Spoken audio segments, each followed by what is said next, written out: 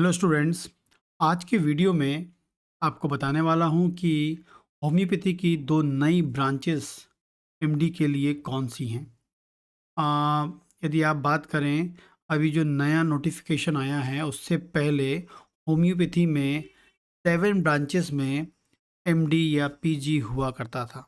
ठीक है। अब दो नई ब्रांचेस आ गई हैं जो होम्योपैथी की ग्रोथ के लिए, प्रोग्रेस के लिए एंड होम्योपैथिक स्टूडेंट्स के लिए बहुत ही अच्छी ब्रांचेस हैं, जिसमें वो पीजी करके अपने फ्यूचर को ठीक या ब्राइट कर सकते हैं। ठीक है। तो हम बात करते हैं, जो है पहली जो ब्रांच है, हम बात करें जो 7 जो ब्रांचेस थे पहले की। ठीक है, पहले की 7 ब्रांचेस, अभी दो आ गई, टोटल 9 ब्रांचेस हो गई। ठीक है। तो उसमें जो 4 ब्रांचेस हैं उनकी बात करेंगे तो उसमें 4 जो हैं होम्योपैथिक सब्जेक्ट्स की होती हैं। Organ of medicine and homeopathic philosophy, ये है। सेकंड बात करेंगे होम्योपैथिक मटर मेडिका। ठीक है।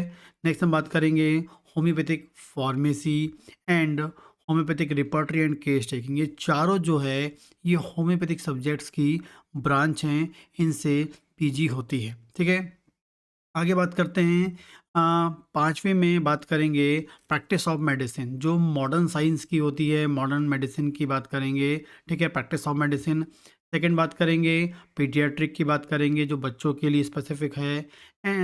एंड साइकाइट्री जो है ये आपका 7वें नंबर की ब्रांच है। ये आपकी पुरानी जो ब्रांचेस हैं जो लंबे समय से इनमें एमडी हुआ करता है। प्रैक्टिस ऑफ मेडिसिन और साइकेट्री एंड पीडिया जो मॉडर्न ब्रांच है, इनको सब मिलाकर ये पीजी हो रही थी।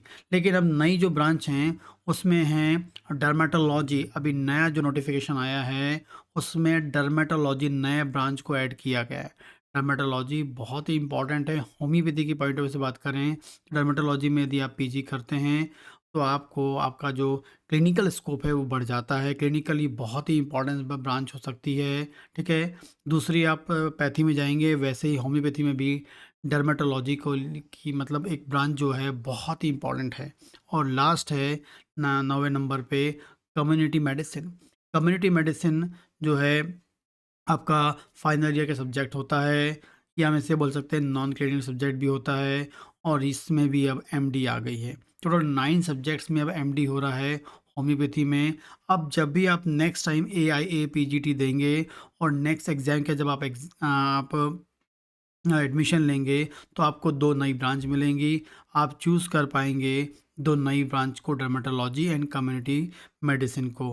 टोटल हम बोल सकते हैं मॉडर्न साइंस, या जो मॉडर्न मेडिसिन के हिसाब से मॉडर्न साइंस के अनुसार 5 नया आपका ब्रांच आ गई है। Practice of medicine, paediatric, psychiatry, dermatology and community medicine. ठीक है। तो इस प्रकार से इन ब्रांचेस में आप एडमिशन ले सकते हैं। डर्मेटोलॉजी कम्युनिटी बिल्कुल नई मेडिसिन है, बहुत स्कोप है।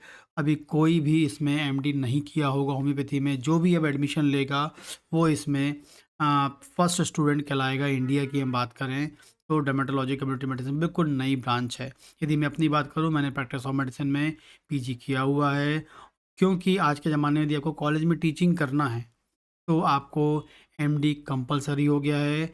एंड जब आप क्लिनिकली प्रैक्टिस भी करते हो, यदि वहाँ भी आप एमडी का जो टैग होता है वो आपको हेल्प करता है पेशेंट्स को अट्रैक्ट करने में, पेशेंट को आपकी ओर खींचने में। तो एमडी होम्योपैथी के लिए बहुत ही अच्छा है, फ्यूचर में भी आपको बहुत बेनिफिट्स मिलते हैं।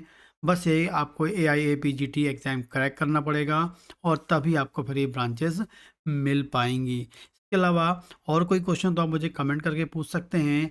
एंड वेरी इंपॉर्टेंटली आपको बता दूं, यदि आप BHMS फर्स्ट ईयर के स्टूडेंट हैं तो आप ऑर्गन ऑफ मेडिसिन मटर मेडिका का कोर्स ज्वाइन कर सकते हैं मेरे ऐप में। मेरा ऐप का नाम है डॉक्टर भावेश सर क्लासेस।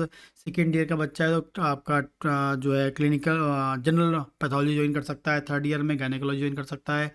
और यदि क्लिनिकल प्रैक्टिस करना चाहता है तो वो 12 टिश्यू रेमेडी का उपयोग करके कैसे प्रैक्टिस कर सकते हैं उस बारे में वो ज्वाइन कर सकता है।